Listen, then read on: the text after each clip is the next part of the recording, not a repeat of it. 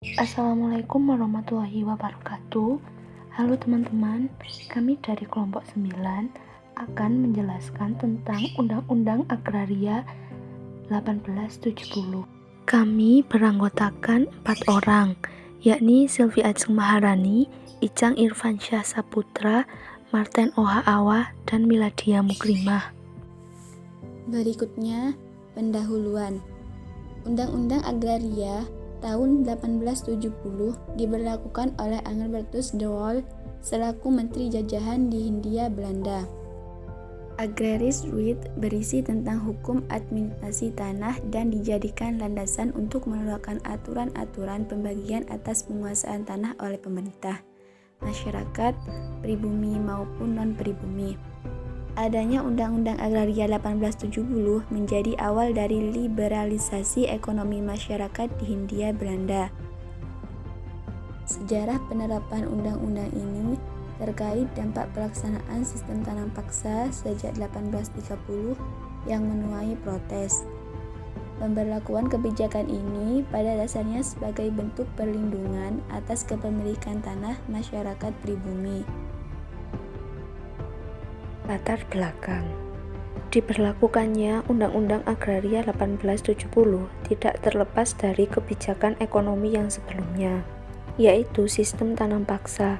Pada dasarnya diberlakukannya sistem ini untuk meningkatkan produksi tanaman ekspor dan pemberdayaan petani.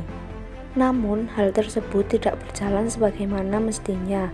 Alih-alih memberikan kesejahteraan rakyat, justru semakin sengsara.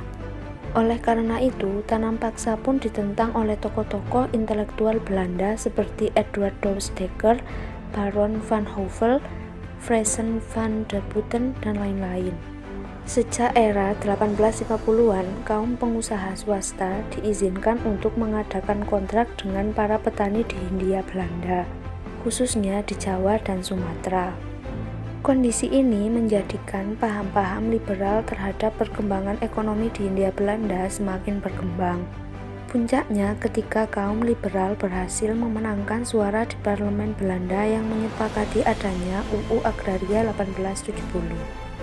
Menteri Jajahan Engelbertus de Waal kemudian mengesahkan UU Agraria 1870 untuk diterapkan di Hindia Belanda. Tujuan Undang-Undang Agraria 1870 ada 3. Yang pertama, memberikan peluang dan kemungkinan jaminan hukum kepada para pengusaha swasta agar dapat berkembang di Hindia Belanda. Yang kedua, melindungi hak-hak tanah penduduk agar tidak hilang atau jatuh ke tangan asing melalui penyewaan tanah, bukan menjual tanah kepada pihak asing. Yang terakhir, membuka kesempatan kerja yang lebih baik bagi penduduk Indonesia, utamanya dalam bidang buruh perkebunan.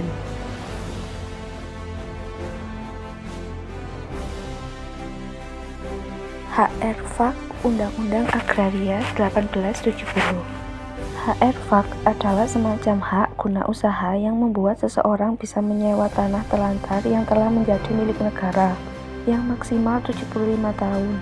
Hak menyewai sesuai dengan kewenangan yang diberikan eiendom atau kepemilikan, selain dapat mewariskannya dan menjadikannya agunan. HR-Vak dibagi menjadi 3. Yang pertama adalah hak untuk perkebunan dan pertanian besar, maksimum 500 bahu dengan harga sewa maksimum 5 florin per bahu, yakni 1 bahu sama dengan 14.625 meter kubik. Yang kedua adalah hak untuk perkebunan dan pertanian kecil bagi orang Eropa atau Perkumpulan Sosial Hindia Belanda, maksimum 25 bahu dengan harga sewa florin per bahu. Sejak 1908 diperluas menjadi maksimum 500 bahu. Dan yang terakhir adalah hak untuk rumah tetirah dan pekarangannya atau estate seluas maksimum 50 bahu. Dampak Undang-Undang Agraria 1870. Yang pertama, pihak swasta semakin banyak memasuki Hindia Belanda, yang pada akhirnya mengeksploitasi tanah jajahan. Yang kedua, dimulainya era imperialisme modern. Yang ketiga, berkembangnya kapitalisme di Hindia Belanda. Yang keempat, tanah jajahan berfungsi sebagai produsen barang mentah untuk kepentingan industri di Eropa. Tempat pemasaran hasil industri Eropa penyedia tenaga kerja yang murah. Yang kelima, usaha perkebunan di Hindia Belanda semakin berkurang. Dampak lain dari Undang-Undang Agraria 1870 adalah keinginan untuk meningkatkan kesejahteraan para petani pribumi hanya sekedar angan-angan, karena hanya dirasakan oleh pemerintah kolonial Hindia Belanda dan pihak swasta saja. Di satu sisi, penerapan Undang-Undang Agraria 1870 memberikan dampak yang dapat dirasakan hingga saat ini, yaitu perkembangan transportasi, baik berupa pembangunan infrastruktur maupun alat transportasi seperti kereta api. Pelanggaran Undang-Undang Agraria 1870. Bentuk-bentuk pelanggaran Undang-Undang Agraria 1870 adalah pengusaha swasta tidak hanya menyewa lahan kosong, tetapi juga lahan persawahan.